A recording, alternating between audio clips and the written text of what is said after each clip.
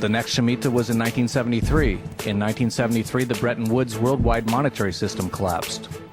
The following Shemitah was in 1980, seen by most gold bugs and market historians as marking the end of the massively inflationary 1970s. Then the next Shemitah year ended in 1987. During that time, Black Monday occurred, the biggest one-day percentage drop in history on the Dow. That same week, the London stock market closed due to an extremely rare hurricane having hit London. Again, a sort of washing away. During the next Shemitah, the 1994 bond market massacre caused financial strife worldwide. And I've already mentioned the incredibly bizarre things that happened during the next two Shemitahs in 2001 and 2008. Of course, you can say that if you look for patterns, you can always find them in one way or another, and to an extent that's true. But this Shemitah 7-year cycle is so eerily correct that it is well known on Wall Street as the 7-year cycle. For this reason, I've been keeping an eye on the end of the next Shemitah year on September 13th, 2015. And because of this, I began doing some research on what events may be happening in or around that time. And the amount of bizarre things scheduled for this coming September is what convinced me something is being planned for this fall. Yes. Everything you've covered so far is the past. Let's talk about the present and near future. Well, I decided to begin looking up the days on or around September 13th of this year to see if I could find any interesting events, and it didn't take long before I found numerous events, all happening on or around that date of major significance. The first thing I found was that the United Nations opens its 70th session of the UN General Assembly on September 15th in New York City. World leaders from around the world will be attending. They call it their Jubilee session. Now, I didn't mention this yet, but every 7th Shemitah, or in other words, every 7th 7-year period, or after every 49 years, is called the Jubilee year, every 50 years. In the Jubilee, according to Jewish religion, it is the year when God, supposedly, gives back land taken away from their ancestors to them. Of note, in the last Jubilee, in 1967, Israel won the 7-Day War when Israel defeated Jordan and captured the West Bank, defeated Egypt and captured the Gaza Strip and the Sinai Peninsula, and defeated Syria and captured the Golan Heights. Looking even further back to the prior Jubilee year in 1918, the British Empire took back Jerusalem from the Turkish Ottoman Empire. And so in both prior Jubilee years, there was a major development in Israel. The next Jubilee year starts on September 14th of this year. As well, in September, the UN plans to launch a new plan for managing the entire globe called the Sustainable Development Summit from September 25th to 27th. Some of the biggest names on the planet, including Pope Francis, will be speaking at this summit. The focus of this plan is to expand the scope of global governance. Global governance can also be defined as one world government or a new world order. The Pope, interestingly enough, will be busy in the U.S. all of September, as on September 15th, the Pope will also be speaking at the UN, and then on September 24th, he'll also be speaking at the U.S. Congress. The next thing I notice is that Jade Helm, a massive, unprecedented rollout of the U.S. military inside of the U.S., runs from July 15th until September 15th.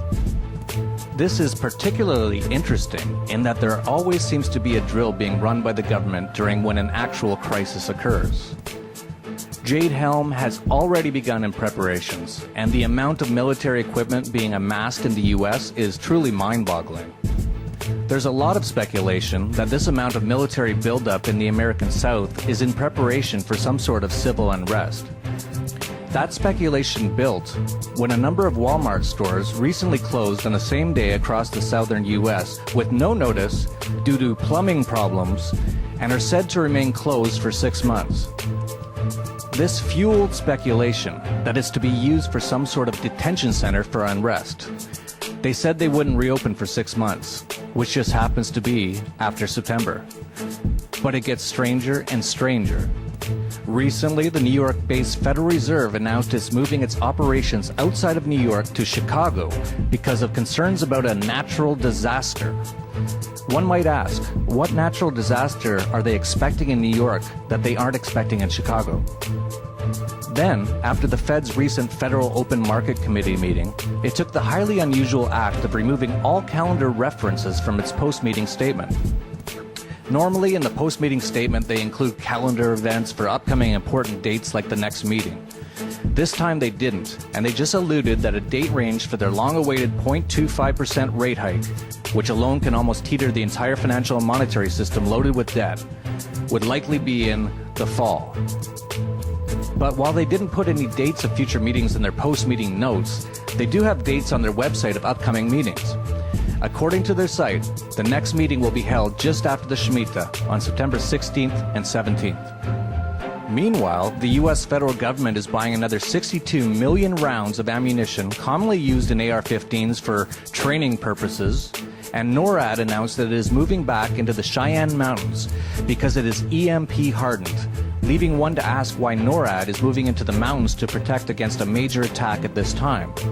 It certainly appears as though a lot is happening, all surrounding this September. Absolutely, and the list of strangeness goes on and on.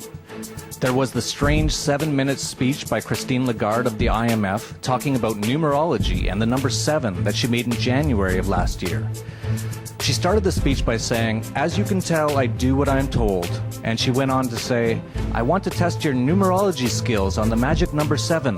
Most of you know that is quite a number." Thank you so much. Merci beaucoup. As you can tell, I do as I'm told. Numerology skills, by asking you to think about the magic 7. Okay? Most of you will know that 7 is quite a number in all sorts of themes, religions. That's a strange speech about numerology and the number 7 coming from the managing director of the IMF. There was also French Foreign Minister Laurent Fabius, who made a bizarre speech in 2014, stating that we are on the edge of a climactic abyss. We are, all of you know it, on the edge of a climatic abyss. In fact, we have 500 days to avoid a climate chaos. Out of curiosity, I added up the days from that speech, and 500 days from it lands on September 23rd, 2015. Yet no one questioned him why 500 days exactly. You can find many more examples like this. Everything seems to be gravitating towards this September. Something's going on. What that is anyone's guess. You want to take a guess? There's too many variables to make a solid guess, but this is far too many coincidences that all seem to point to something massive happening around September of this year. Also, there's Martin Armstrong, who was jailed for having a computer model that amazingly predicts the fall of currencies, markets, and even nations, predicted 20 years ago that there will be a massive system reset, collapse, or crisis on October 1st, 2015. If you listen to the actions of the Fed, they seem to be worried about some sort of natural disaster to happen in the New York area. If you listen to NATO, they appear to be preparing for an EMP attack. If you pay attention to the U.S. military, they are apparently preparing for a massive amount of unrest inside the U.S. And if you pay attention to the UN, September seems to be a very busy month with leaders from around the world, including the Pope, attending numerous major events. In fact, we've already seen the first rumblings of a coming collapse happening in both Greece and China. The Shanghai stock market has already begun to collapse, falling more than 30% in the last 2 months, and the Chinese Nasdaq fell 40% in the last 3 weeks. And in Greece, the banks and stock market have been closed for weeks, and they're laying the foundation for a civil chaos that I expect to fully foment over the summer and explode in September. This will set off a chain reaction that will shake the entire US dollar-based financial system.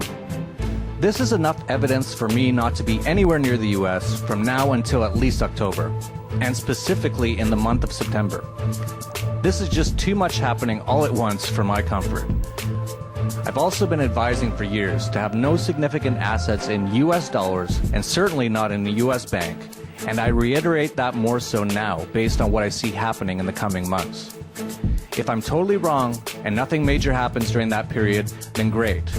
It's really not of any harm to prepare for some catastrophic event in the financial and political systems during that time, because my advice for preparing for the end of the monetary system as we know it is the same for this September period as it has been for the last few years and still continues to be.